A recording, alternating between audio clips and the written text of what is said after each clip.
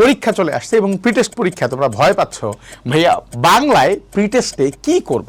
এমসিকিউতে অনেক সময় দুঃখ বেদনা হাহাকার এই টাইপের প্রশ্ন থাকে। এই টাইপের প্রশ্ন ভাইয়া আমরা পারি না, এটা একটু জানা লাগবে। সো এই প্রিটেস্টে বাংলা পরীক্ষায় ভালো মার্ক তোলার জন্য কি কি করতে হবে সেটা পেয়ে যাবে তুমি আমাদের আজকের এই ভিডিওতে। সহজ ভাষায় যেন উপস্থাপন করে তোমাদের দেয়া যায় সেই প্ল্যান করতেছি, সেই শীটটাও রেডি করতেছি। এইটা তোমরা যদি পেয়ে যাও মোটামুটি তোমার নাটক উপন্যাসও ক্লিয়ার হয়ে যাবে, এদিকে গদ্য পদ্যটাও ক্লিয়ার হয়ে যাবে। তোমার জাস্ট একটা জিনিস করতে হবে ভাইয়া, সেটা পড়তে হবে। আসসালামু আলাইকুম রহমতুল্লাহ। সুপ্রিয় শিক্ষার্থীরা, কি অবস্থা, কেমন আছো তোমরা সবাই? আশা করছি তোমরা সবাই খুবই ভালো আছো, সুস্থ আছো, সুন্দর আছো। রিথিঙ্কের পক্ষ থেকে তোমাদের সবাইকে অনেক অনেক শুভেচ্ছা, স্বাগত। আমি রবিউল ইসলাম সানি আছি তোমাদের সাথে। আজকে একটি খুবই বিশেষ একটা ক্লাস নিয়ে সেশনটা হচ্ছে তোমাদের নিশ্চয়ই পরীক্ষা চলে আসছে এবং প্রিটেস্ট পরীক্ষা তোমরা ভয় পাচ্ছ ভাইয়া বাংলায় প্রিটেস্টে কি করব। সো এই প্রিটেস্টে বাংলা পরীক্ষায় ভালো মার্ক তোলার জন্য কি কি করতে হবে সেটা পেয়ে যাবে তুমি আমাদের আজকের এই ভিডিওতে। তো আর দেরি না, চলো শুরু করি আজকের এই ভিডিও এবং দেখি যে আমি কিভাবে বাংলায় ভালো করতে পারি। প্রথমেই তোমাকে মাথায় রাখতে হবে বাংলায় ভালো করার জন্য প্রথমে যেই ব্যাপারটা লাগবে সেটা হচ্ছে তোমার যেই স্কুল কর্তৃক যেই স্কুল তোমাকে যেই সিলেবাস দিয়েছে এই বাংলার সিলেবাসটা জানতে হবে। তার মানে প্রথম যেই ধাপ সেটা হচ্ছে তোমার স্কুল কর্তৃক যে হচ্ছে তোমাকে বাংলা সিলেবাস দিয়েছে, সেইটা বাংলা সিলেবাস দিয়েছে এটা সম্পর্কে তোমার ধারণা থাকতে হবে। এইটাই তো ব্যাপার, তাই না? এখন এই ধারণা তুমি জানলা, মানবন্টন তুমি জানলা, কিন্তু প্রশ্ন হচ্ছে পরীক্ষায় তুমি কিভাবে লিখবা এইটা অনেক সময় বোঝো না। বিশেষ করে সৃজনশীল প্রশ্ন উত্তর কিভাবে লিখতে হবে, কিভাবে আমি সিকিউ লিখবো এই ব্যাপারটা ভাই আমরা বুঝি না। কিভাবে সিকিউ লিখবো এই ব্যাপারটা বুঝি না।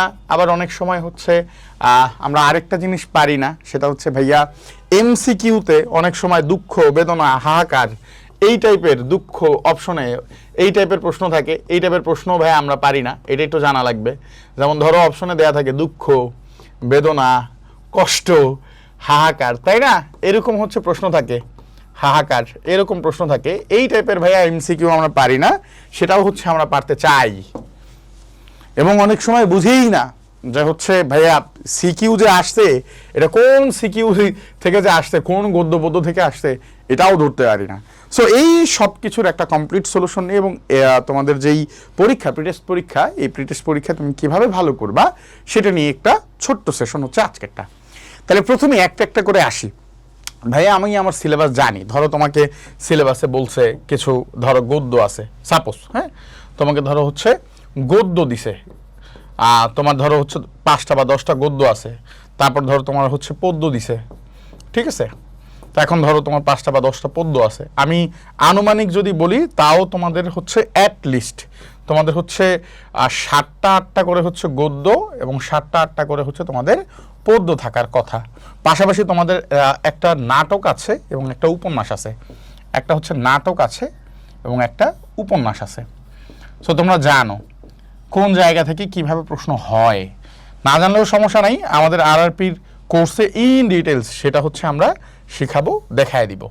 আচ্ছা, তাহলে এখন প্রশ্ন হচ্ছে ভাইয়া এই নাটক তোমাদের আমি জানি তোমাদের বহিপীর নাটকটা আছে, বহিপীর নাটকটা আছে এবং তোমাদের হচ্ছে উপন্যাস আছে কোনটা বলো তো? উপন্যাসের টপিকটা হচ্ছে তোমার 1971 এই টপিকটা আছে হুমায়ুন আহমেদের। সো তোমাদের এই 15টা গদ্য থেকে 7টা কি 8টা থাকবে প্রিটেস্ট পরীক্ষায় এবং 15টা পদ্য থেকে কবিতা থেকে 7টা কি 8টা থাকবে। তাহলে আমার প্রথমে আগে আইডেন্টিফাই করতে হবে আমি যেগুলো পড়বো সেখান থেকে আমাদের 2 থেকে 3 রকমের কোশ্চেন হবে। 2 রকমের কোশ্চেন হবে গদ্য পদ্য থেকে। আমার এমসিকিউ আর সিকিউ আসবে, এইখানে আমার এমসিকিউ এবং এইখানে আমার সিকিউ থাকবে, তাই না? এই 2টা থেকেই আমার এমসিকিউ এবং সিকিউ থাকবে, এমসিকিউ প্লাস সিকিউ থাকবে। কিন্তু নাটক এবং উপন্যাস এইখান থেকে আমাদের শর্ট কোশ্চেন থাকবে, এসকিউ থাকবে, ঠিক আছে? সো এই ব্যাপারটা আমরা মোটামুটি জানি বা বুঝতে পারছি। সো এইখানে আমার 20 মার্ক আর এইখানে আমার হচ্ছে কত মার্ক বলো? এমসিকিউতে 30 এবং সিকিউতে হচ্ছে কত 50। সো এই হচ্ছে আমার 20 50 80, 80 আর হচ্ছে 30 আর 50 হচ্ছে 80, 80 আর 20 হচ্ছে 100। এখন মানে আমরা একটা একটা করে যাচ্ছি, যে সিলেবাস ধরে ধরে বা পার্ট বাই পার্ট আগাচ্ছি বা বোঝার চেষ্টা করতেছি।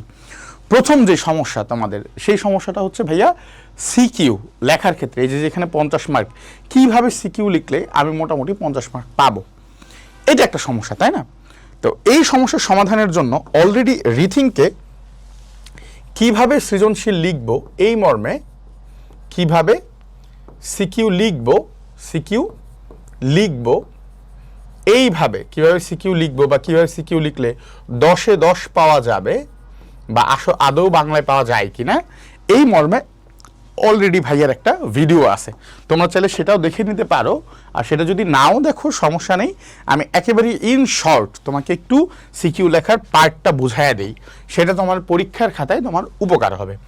ধরে নেই এগুলো হচ্ছে আমাদের পরীক্ষার খাতা, ধরে নেই যে এটা 1, তারপর হচ্ছে এইটা হচ্ছে ধরো 2, এইটা ধরো হচ্ছে আমার পরীক্ষার খাতা পৃষ্ঠা 3, এইটা ধরো আমার পরীক্ষার পৃষ্ঠার খাতা 4। আপাতত ধরো এইটাই, এই পর্যন্ত আমি আপাতত ধরলাম। আচ্ছা, তারপরে আমি আরও একটা দিয়ে দিই, ঠিক আছে? তোমরা যেহেতু আছো, আমি আরও একটা দিই, ঠিক আছে? এইটা ধরো হচ্ছে আমার পরীক্ষার খাতা 5, এই 5টা পৃষ্ঠা আমি ধরে নিছি। এখন তোমরা যেটা সাধারণত চেষ্টা করবা সেটা হচ্ছে এই তোমাদের যেহেতু মার্জিন থাকে, নিশ্চয়ই তোমরা জানো যে ধরো এইটা তোমাদের মার্জিন, সব মানে প্রত্যেকটা পৃষ্ঠারই হচ্ছে তুমি প্রথমে মার্জিন টানলা, এখানে মার্জিন দিলা, এখানে মার্জিন দিলা, ঠিক আছে? এখানে মার্জিন দিলা, এখানে মার্জিন দিলা, এটা হচ্ছে একবারে বেসিক থট, ঠিক আছে? মার্জিন সবসময় চেষ্টা করবা কি দিয়ে দেওয়ার, মার্জিনের পার্টটা হচ্ছে সবসময় চেষ্টা করবা সেটা যেন পেন্সিল দিয়ে দেওয়া যায়। মার্জিন পেন্সিল দিয়ে দেওয়ার চেষ্টা করবা, কেমন? পেন্সিল দিয়ে মার্জিন করার ট্রাই করবা, পেন্সিল দিয়ে মার্জিন করার ট্রাই করবা, ঠিক আছে? এখন প্রশ্ন হচ্ছে ভাইয়া, পেন্সিল দিয়ে শুধু মার্জিনই না, তোমার একটা খাতায় যত রকমের উপস্থাপনা আছে, যত রকমের আঁকাবুকি আছে, সব কিছুই পেন্সিল দিয়ে করার ট্রাই করবা। যত রকমের আঁকাবুকি আছে, আঁকাবুকি আছে, সব কিছু হচ্ছে কি দিয়ে করবা, পেন্সিল দিয়ে করবা। এটা হচ্ছে প্রথম ব্যাপার, ঠিক আছে? এটা হচ্ছে প্রথম ব্যাপার। দ্বিতীয় ব্যাপার হচ্ছে যে ভাইয়া আমরা এটা বুঝছি, মানে 1 নম্বর থট হচ্ছে এটা বুঝছি, পেন্সিল দিয়ে হচ্ছে মার্জিন করব। এরপরে কি, এরপর হচ্ছে কালারিং পেন দিয়ে, বিশেষ করে নীল কালির কালি দিয়ে তুমি হচ্ছে এইখানে লিখবা 1 নং প্রশ্ন উত্তর ক বা 1 নং প্রশ্ন উত্তর খ, 1 নং প্রশ্নের উত্তর পুরোটা লেখার চেষ্টা করবা, ঠিক আছে? প্রশ্ন উত্তর এখানে তো ভাইয়ার জায়গা কম, এই জন্য এরকম হয়ে যাচ্ছে। 1 নং প্রশ্ন উত্তর দিয়ে এখানে তুমি একটা ছোট্ট আন্ডারলাইন করলা। তো 1 নং প্রশ্ন উত্তর ক তুমি অবশ্যই 1 বাক্যে শেষ করবা, এটা সবাই জানো। আর তারপর আবার একটু বললাম, যেহেতু সৃজনশীল তোমরা দীর্ঘদিন ধরে লেখে আসতেছো, এরপরে এই সেম জিনিসটা 1 নং প্রশ্ন উত্তর খ, এভাবে তুমি হচ্ছে দিলা যে এই সেম জিনিসটা এই 1 নং প্রশ্ন উত্তর খ, ঠিক আছে? এইটা তুমি দিলা। তারপরে হচ্ছে এখানেও লিখলা যে 1 নং প্রশ্ন উত্তর প্রশ্নের উত্তর। সো তুমি কি করবা, 1 নং প্রশ্ন উত্তর যেটা জ্ঞানমূলক সেটা একসাথে লিখে ফেলবা, যেটা 1 নং প্রশ্ন উত্তর খ সেটা 2টা পার্ট দিবা, মানে 2টা প্যারা দিলা, সুন্দর করে উপস্থাপন করে 2টা প্যারা দিলে তোমার জন্য উত্তর করা সহজ। এবং চেষ্টা করবা এই খ নং যেন এই পৃষ্ঠায় না যায়, মানে ক নং এইটুকু, এরপরে মাঝখানে একটু জায়গা রাখবা 3 আঙ্গুল 4 আঙ্গুল, এরপরে খটা এইটুকুর মধ্যেই লিখবা, এর চেয়ে সামনে আগাবা না, ঠিক আছে? আচ্ছা, তাহলে এরপরে এইখানে শুরুতেই লিখবা 1 নং প্রশ্ন উত্তর গ, 1 নং প্রশ্ন উত্তর গ, প্রশ্নের উত্তর পুরোটা লিখবা, উত্তর গ লিখছো, ঠিক আছে? 1 নং প্রশ্ন উত্তর গ লিখে তোমার এই জায়গাতে কাজ হচ্ছে অ্যাটলিস্ট 3টা পয়েন্ট দিবা। কয়টা? 3 নাম্বারের জন্য তুমি অ্যাটলিস্ট 3টা পয়েন্ট দাও। তোমার হয়তো 1 নং পয়েন্টে এইটুক হবে, 2 লাইন হইতে পারে ম্যাক্স।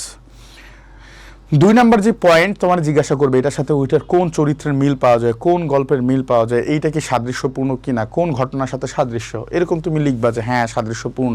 এরপরে তুমি তোমার যুক্তি দেখাবা, প্রথমে মেইন বইয়ের যুক্তি দেখাবা, এবং এই মেইন বইয়ের যুক্তি আর এইটাই তোমার হচ্ছে এই পৃষ্ঠা হয়ে যাবে, এবং দেন তারপর তুমি হচ্ছে এই পৃষ্ঠা আরেকটা পয়েন্ট দিয়ে এটা লেখা শুরু করবা। সেক্ষেত্রে তোমার এইটা লিখতে লিখতে লিখতে লিখতে লিখতে লিখতে হয়তো অর্ধেক পৃষ্ঠা হইতে পারে। অর্ধেক পৃষ্ঠা হইলে কোনো সমস্যা নাই, তুমি তার মানে গ নং প্রশ্ন উত্তর 1.5 পৃষ্ঠা লিখবা, 1.5, ঠিক আছে? এই 1.5 পৃষ্ঠা তুমি লিখছো। এইবার তুমি 1 নং প্রশ্ন উত্তর ঘ লেখো। 1 নং প্রশ্নের উত্তর ঘ লেখো। প্রশ্নের উত্তর ঘ, ঠিক আছে? এইটা যে তুমি লিখলা, সো এইখানে চেষ্টা করবে অ্যাটলিস্ট যেন 4টা পয়েন্ট থাকে, 4টা বুলেট পয়েন্ট থাকে, ঠিক আছে? সো এইটা একটা মনে করো দিছো 1, এরপর এইখানে একটা দিছো 2, এইখানে একটা দিছো 3, তোমার মতের সপক্ষে যুক্তি দেখাও, এইখানে একটা দিছো 4। সো তুমি এরকম করে লিখতে লিখতে লিখতে লিখতে লিখতে লিখতে ধরো একটা প্রশ্ন পুরোপুরি তোমার এরকম 4.5 পৃষ্ঠা বা 5 পৃষ্ঠার আশেপাশে একটা সৃজনশীল যাইতে পারে।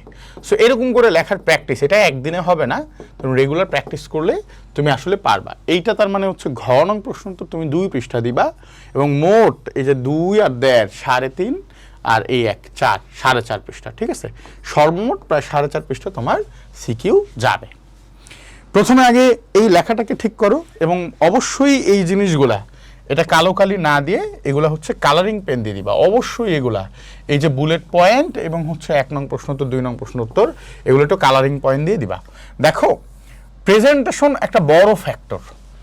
মানে তুমি একটা খাতায় তুমি অনেক ভালো জানো, অনেক কিছু লিখছো, কিন্তু তোমার লেখা আমি বুঝতে পারতেছি না, কি লিখছো বুঝি না। এই কারণে প্রেজেন্টেশনটা অনেক বড় একটা ফ্যাক্টর। তুমি যদি আসলে আমারে বুঝাইতে পারো যে স্যার আমি আসলে পারি এবং দেখেন খুব সুন্দর করে উপস্থাপনা করছি, তাইলেও তুমি একটা ভালো মার্ক পাবা। বুঝতে পেরেছো? তো এই কারণে আবার ছোটবেলার বল্টুর মতো কাজ করিও না। সে বলছে যে পরিষ্কার পরিচ্ছন্নতার জন্য 5 নাম্বার। তা বল্টু এবার খালি খাতা জমা দিয়ে বলতেছে স্যার আমি তো 5 পাইছি, শিওর আপনি 0 দিচ্ছেন কেন? কেন তুমি 5 পাইছো? খালি খাতা জমা দিয়ে সে 5 আশা করতেছে কেন? সে বলছে আমার খাতা তো পরিষ্কার এবং পরিচ্ছন্ন, এটার জন্য তো আমি হচ্ছে 5 নাম্বার পাবই, তাই না? সো এইটা তোমার একটু মাথায় রাখো। এরকম করে তুমি একটা সুন্দর উপস্থাপনা দিলা। তাহলে স্যার আমি কিভাবে সিকিউ লিখবো, এই একটা ধারণা আমি মোটামুটি পাইছি। এখন একটা কোশ্চেন আসতে পারে, ভাই আমি এই সিকিউগুলা কতগুলা সিকিউ পড়বো, এবং সেক্ষেত্রে অনেক সময় আমি সিকিউগুলো পারি না, বুঝি না, সমাধান কি? সমাধান হচ্ছে ভাইয়া প্রত্যেকটা তোমাদের আপাতত মানে প্রি টেস্টের জন্য একটা ছোট্ট সাজেশন রেডি করছি। সেই সাজেশনে আমার হচ্ছে এমসিকিউ আছে, মানে এমসিকিউ আছে, সিকিউ আছে, এবং এই এমসিকিউগুলোতে আমি আপাতত দৃষ্টিতে একেবারেই সংক্ষেপ আকারে তোমাদের দেখানোর জন্য এইটা রেডি করে নিয়ে আসছি। এই যে প্রি টেস্ট এক্সাম হ্যাক্স, এটা তোমরা কালকে পরশুর মধ্যে পেয়ে যাবে ইনশাআল্লাহ। এই শীটটার মধ্যে আমি ইন ডিটেইলস তোমাদের জন্য চেষ্টা করেছি পরীক্ষায় আসতে পারে এরকম খুবই গুরুত্বপূর্ণ কিছু কোশ্চেন দিয়েছি। আরেকটা জিনিস তোমরা মাথায় রাখবা, সেটা হচ্ছে এইখানে আমি এটা অ্যাড করি নাই, এটা আমি অ্যাড করব। সেটা হচ্ছে এখানে ব্যাখ্যা যুক্ত করে দিব। ধরো আমি হচ্ছে প্রত্যুপকার থেকে তোমাদের প্রিটেস্ট পরীক্ষায় আসতে পারে এরকম মাত্র 20টা এমসিকিউ দিব, কিন্তু এই 20টা এমসিকিউ আমি দিব ব্যাখ্যা সহকারে। বুঝছো? মানে এই যে ধরো তুমি তখন জানতে পারবা, কি জানতে পারবা, যে স্যার এই প্রশ্নের উত্তর মানে এই যে দুঃখ কষ্ট বেদনা এই না হয়ে এগুলোর উত্তর কেন হাহাকার হইল। তোমার একটা কোশ্চেন থাকতে পারে, স্যার এটা তো দুঃখ কষ্ট বেদনা হাহাকার, এই সবগুলোই তো সঠিক উত্তর, তাহলে কোনটা হইতে পারে? ধরো উত্তরে দেয়া আছে হাহাকার, এখন তোমার প্রশ্ন থাকতে পারে এটা কেন হাহাকার হইল। তো এই হাহাকার কেন হইল এইটার আমি একটা চমৎকার ব্যাখ্যা যুক্ত করে দিব। কি যুক্ত করে দিব বলো বাবা? চমৎকার ব্যাখ্যা যুক্ত করে দিব। ব্যাখ্যা এখানে যুক্ত করি নাই, এই শীটটা মানে প্রসেসিংয়ে আছে, এটাকে আরও চমৎকার করতেছি তোমাদের জন্য। এইরকম করে প্রত্যেকটা থেকে আমি মাত্র 20টা করে এমসিকিউ দিব। কয়টা করে? মাত্র 20টা করে এমসিকিউ দিব। এখান থেকে তোমাদের প্রিটেস্ট পরীক্ষায় ইনশাল্লাহ কমন পড়ে যাবে, শিওর থাকো। এই এমসিকিউগুলোতে আমি ব্যাখ্যা যুক্ত করে দিলে কি হবে, সরাসরি হয়তো তোমার প্রশ্ন থেকে কমন পড়বে না বা পড়ে নাই ধরো, কিন্তু এই ব্যাখ্যাগুলো যখন তুমি পড়ে যাবা সরাসরি কমন না পড়লেও এই ব্যাখ্যা থেকে ডেফিনেটলি 100% তোমার এখান থেকে ইনশাল্লাহ কমন পড়বে। বুঝতে পারতেছো? তাহলে ভাইয়া এইটা গেল এমসিকিউর ব্যাপার। এখন আমাকে একটু বলেন তো ভাইয়া আমরা সিকিউতে কি করব? আমার সিকিউতে হচ্ছে সমস্যা তোমাদের জন্য। এই যে ভাইয়ারা দেখো, এটা আমি হচ্ছে অলরেডি রেডি করতেছিলাম তোমাদেরকে, সেইটা একটু দেখানোর জন্যই এটা মূলত নিয়ে আসছি। এই যে এই শীটটা এখনো ফাইনাল হয়নি, তারপরে আমি তোমাদের জাস্ট একটু দেখাই। এখানে হচ্ছে শুরুতে এমসিকিউ রেখেছি, এই যে দেখো এই যে সিকিউগুলো হচ্ছে আমি রেডি করতেছি। এইখানে তোমার হচ্ছে এই যে প্রশ্ন আছে, এই যে প্রশ্নের পরে তো মানে উদ্দীপক আছে, উদ্দীপকের পরে প্রশ্ন এবং তার উত্তর। তোমরা এই শীটটাও পেয়ে যাবা। প্রিটেস্টে জাস্ট হচ্ছে কয়েকটা প্র্যাকটিস করলেই হবে। এইখানে আমি প্রত্যেকটা গদ্যপদ থেকে মাত্র 3টা করে, মাত্র 2টা থেকে 3টা করে হ্যাঁ 2টা কি 3টা করে মাত্র হচ্ছে সিকিউ দিব, ওইটা পড়লেই তোমার হয়ে যাবে। ইন এডিশন এইটার সাথে আমি একটা টপিক যুক্ত করব, যে সিকিউ চেনার উপায়। টপিকের নাম হচ্ছে সিকিউ চেনার উপায়, এইটা যুক্ত করে দিব। সো তুমি জানো ওই কি ওয়ার্ডগুলা, মানে মূল কথাগুলো, মূল কথা এইগুলো দেখলেই সহজেই বুঝতে পারো। কি বুঝতে পারবা? যে ভাইয়া আমার সেই দিন এই মাঠ থেকে কি আসছে বা আসেনি এটা আমি বুঝতেছি না, ছোট্ট 3-4টা হচ্ছে কিওয়ার্ড থাকবে, কিওয়ার্ডগুলো দেখেই বুঝে যাবে যে আসলে তোমার কোন টপিক থেকে পরীক্ষা প্রশ্ন আসছে। বুঝছো না? বুঝো নাই? সো আমরা এই যে সিকিউ চেনার উপায় বা এটার যে হচ্ছে মূল কথা বা কিওয়ার্ড, হ্যাঁ এই যে এইগুলা নিয়েই সব কিছু নিয়ে তোমাকে এই শীটটা ইনশাল্লাহ কালকে রাতের মধ্যে বা পরশুদিন ইনশাল্লাহ তুমি পেয়ে যাবা। এইটা আমি রেডি করতেছি। সো তোমার যেন পরীক্ষা একেবারেই জোস হয়, বাম্পার হয়, শুধু এই শীত পড়লেই যেন তোমার হচ্ছে 100% কমন পাও, এটা নিশ্চয়তা করো, এটা নিশ্চয়তা দিচ্ছি ইনশাআল্লাহ।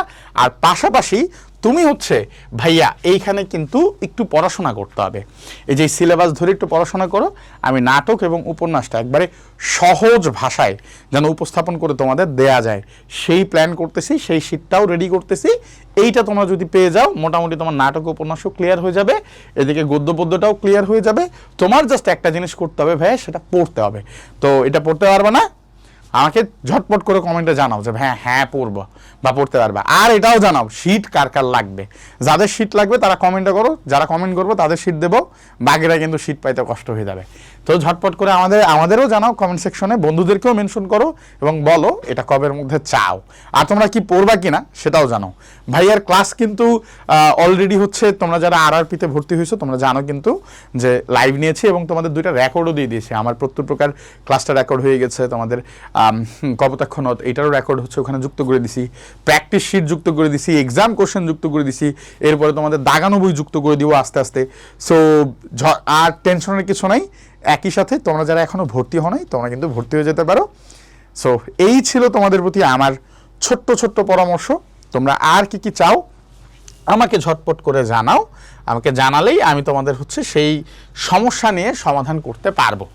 তো আজকে এই পর্যন্তই। তোমাদের সবার জন্য অনেক অনেক শুভেচ্ছা, শুভকামনা। ভালো থাকো, সুস্থ থাকো, রিথিংকের সাথে থাকো। আসসালামু আলাইকুম রহমতুল্লাহ।